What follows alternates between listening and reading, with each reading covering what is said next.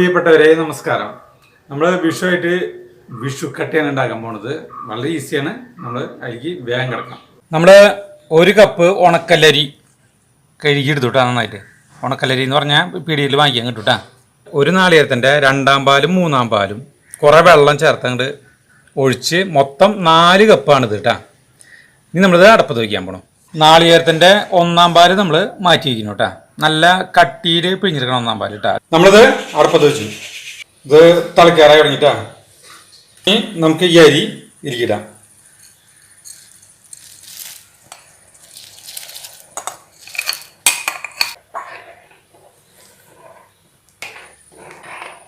അടയ്ക്കുന്ന ഇളക്കി കൊടുക്കാം.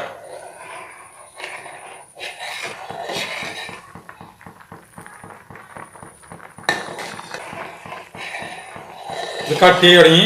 അതിൻ്റെ ഒപ്പം തന്നെ ഇത് കറക്റ്റ് വേവ് കൂട്ടാം.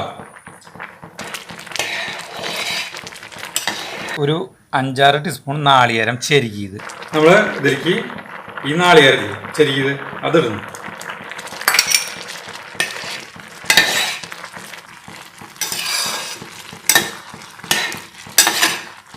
ഇതിൽ നമ്മൾ 1/4 ടീസ്പൂൺ ജീരകല്ലേ, കുഞ്ഞു ജീരകം, അത് ഇതിങ്ങനെ കയ്യിലിട്ടിട്ട് ഇങ്ങനെ തിരുമ്മും.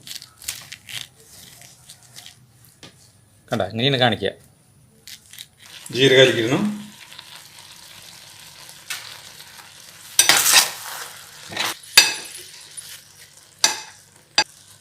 ഇപ്പം ഇത് ഒരു 90% മീത് വേവായിട്ടാണ്. നമുക്ക് എനിക്ക് ആവശ്യമായിട്ടുള്ള ഉപ്പ് ചേർക്കാം.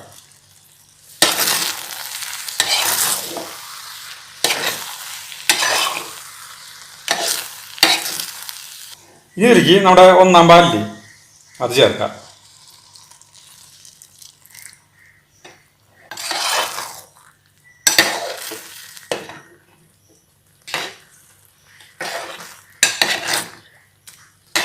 ഈ ഒന്നാം പാല് ഏകദേശം പറ്റുന്നതോടുകൂടി കറക്റ്റ് വേവൗട്ടാണ്.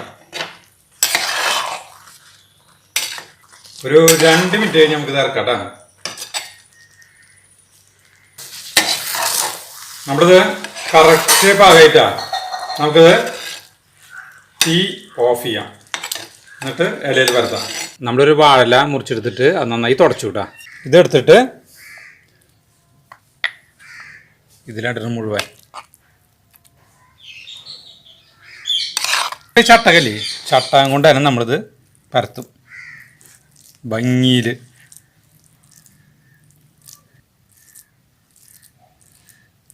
ഇത് വാഴല തന്നെ പരത്തണം കേട്ടോ. നല്ല ആ വാഴലര ഒരു മണം കൂടിയും ഇതിൽ വരും. കിണ്ണത്തിലൊന്നും പരത്തി ശരിയാവില്ല.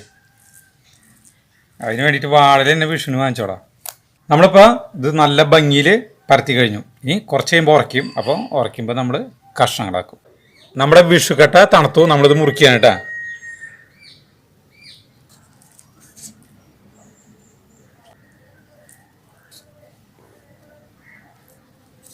മുരിയൊക്കെ ചെത്തി ഭംഗിയിലാക്കും നമ്മൾ.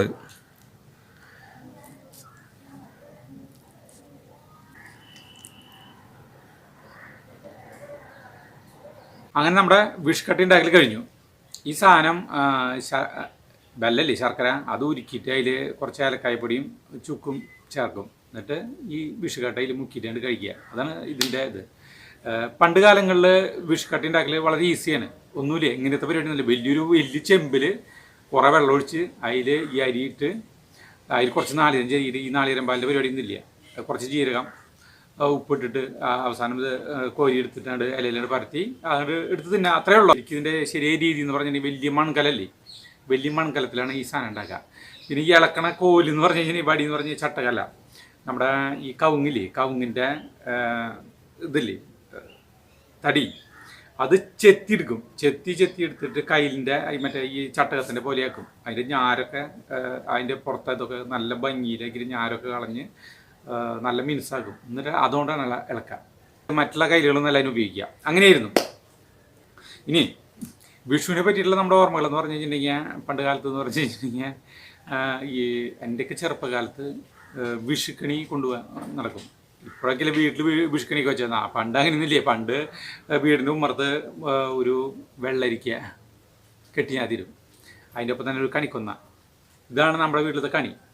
ഇപ്പോൾ ആളുകൾ ഇപ്പോൾ നമ്മളൊക്കെ അതിങ്ങനെ വലിയ ഉരുളിയിലും അതും അരിയും കസവും കൊണ്ട് സ്വർണം പിന്നെ എല്ലാ ഫലമൂലാദികൾ ഒക്കെ വയ്ക്കും. ആറന്മുള കണ്ണാടി അങ്ങനെ കുറേ സാധനങ്ങളൊക്കെ വയ്ക്കും. അന്നതൊന്നുമില്ല. അന്ന് എങ്ങനെയാ വെച്ചിട്ടുണ്ടെങ്കിൽ വിഷുക്കണി ഞങ്ങൾ പിള്ളേരുകളൊക്കെ പുലർച്ചെ ഒരു രാത്രി ഒരു മണി 1 മണിയാകുമ്പോൾ ഈ വിഷുക്കണി ഉണ്ടാക്കും.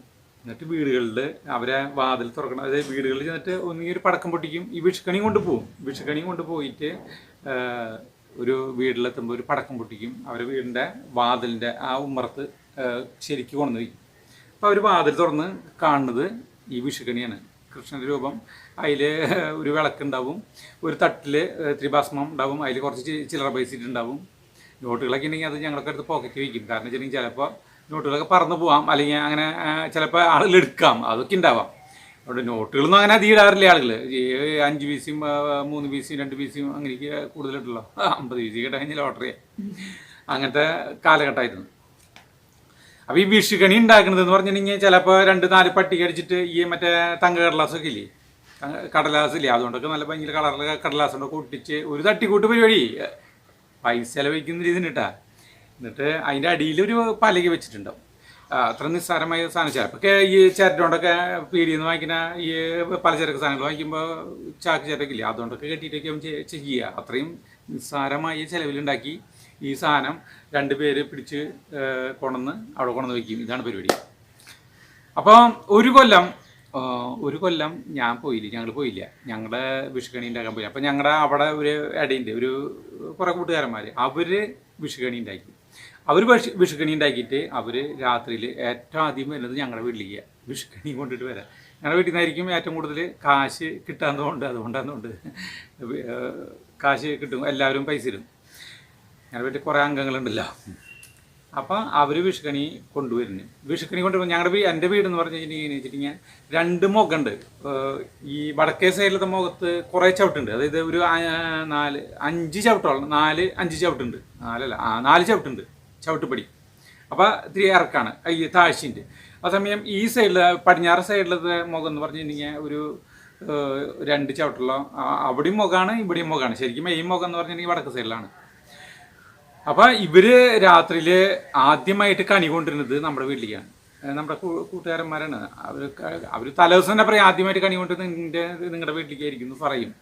അങ്ങനെ അവർ കണി കൊണ്ടുവന്നപ്പം അവർ ഈ പടിഞ്ഞാറ് സൈഡിൽ, അത് ചവിട്ട് ഇല്ലാത്ത സൈഡിൽ കണി കൊണ്ടുവന്ന് വെച്ചിട്ട് പടക്കം പൊട്ടിച്ചു. അപ്പം ഞങ്ങൾ എന്തുണ്ടായി വെച്ചിട്ടുണ്ടെങ്കിൽ സാധാരണയായിട്ട് ഈ വടക്കേ സൈഡിലത്തെ വാതിലാണ് തുറക്കണം. അത് ഒരു 4-5 കുറ്റിൻ്റെ. അപ്പോൾ തുറക്കണ ശബ്ദം കേട്ട വഴിക്ക് ഇവരെന്തൊരു ചെയ്തെന്ന് വെച്ചിട്ടുണ്ടെങ്കിൽ ഇവർക്ക് മനസ്സിലായി തെറ്റി വെച്ചു എന്ന്. ഇവിടെ വാല് തുറക്കുമ്പോൾ കണി കണ്ടില്ലെങ്കിൽ മോശമല്ലേ, ഇവർ കണി ഇപ്പുറത്ത് കൊണ്ടുവന്ന് വെച്ചെന്ന് പറഞ്ഞിട്ട് കാര്യമില്ല. അപ്പോൾ അവരെന്തൊരു ചെയ്തെന്ന് വെച്ചിട്ടുണ്ടെങ്കിൽ ഈ വാതിൽ തുറക്കണ ശബ്ദം കേട്ട് തുടങ്ങിയ വഴിക്ക് തന്നെ അവിടെ നിന്ന് കണി എടുത്തിട്ട് ഇപ്പുറത്തേക്ക് ഓടി വന്നിട്ട് ഇവിടെ ചവിട്ടുമ്പോഴാണ്ട് കൊണ്ടുവന്ന് വെച്ചു. ചവിട്ടുമ്പോൾ കൊണ്ടുവന്ന് വെച്ചേക്കുമ്പോൾ വാതിൽ തുറക്കലും അവർ ഓടലൊപ്പേ ഇവരെ കാണാൻ പാടില്ല. കണി കാണുന്നത് നമ്മൾ കൃഷ്ണനെ തന്നെ നല്ല വിളക്കും ചന്ദ്രത്തിലേക്ക് വെച്ച് നല്ല ഭംഗി ഇതിൽ കാണണം. അതല്ല, ഇവരെ കണ്ടു കഴിഞ്ഞിട്ടുണ്ടെങ്കിൽ ആ കൊല്ലത്തെ വിഷുക്കണീനെ തവിട് പൊടിയും. ഇവരെന്താ ചെയ്ത് ഇവർ വെച്ച് ഓടിയതെന്ന് വെച്ചിട്ടുണ്ടെങ്കിൽ ചവിട്ടിൻ്റെ ഒരു സൈഡിൽ വെച്ചു ഓടിയ വഴിക്ക് ഈ സാധനം മറിഞ്ഞു വീണു. ഞങ്ങൾ കണി കാണുന്നത് വിഷുക്കണി നിലത്തേക്ക് വീണെടുക്കുന്നതാണുള്ളത്. വിഷുക്കണി തവിടുപൊടി, വിഷുക്കണി ഏച്ച് കെട്ടലാണല്ലോ, അതൊക്കെ തവിടുപൊടി. വിളിച്ചു, വിഷുക്കണി വീണു. അവർ അവിടെ നിന്ന് ഏച്ച് പിറക്കി കൊണ്ടുപോകണം ചെയ്താൽ. പക്ഷേ നമ്മൾ കൂടുതൽ കാശ് കൊടുത്തുട്ടാ. എല്ലാവരും അവിടെ നിന്ന് കിട്ടണതിൻ്റെ അത്ര ഈ കാശ് കൊടുത്തു. കാരണം വെച്ചിട്ടുണ്ടെങ്കിൽ ഈ കാശ് കിട്ടിയിട്ട് ഒരു 3-4 പേര് പങ്കുവെച്ചിട്ട് അതൊക്കെ പിറ്റേ ദിവസം പടക്കം വാങ്ങിക്കുമ്പോഴത്തേക്ക് ഉപയോഗിക്കും. വീണ്ടും പടക്കം പൊടിച്ച് തലേ ദിവസം കഴിയുന്നാലും വീണ്ടും ഉപയോഗിക്കും. അപ്പോൾ ഒരു കൊല്ലത്തെ വിഷുക്കണി അങ്ങനെയായിരുന്നു. വിഷുവിനെ പറ്റി കുറേ ഓർമ്മകളുണ്ട്. അതൊക്കെ നമുക്ക് ഓരോരോ വീഡിയോകളിൽ നമുക്ക് പറയാം. അപ്പോൾ നമുക്ക് അടുത്ത വീഡിയോ ആയിട്ട് കാണുന്നവരെ നന്ദി, നമസ്കാരം.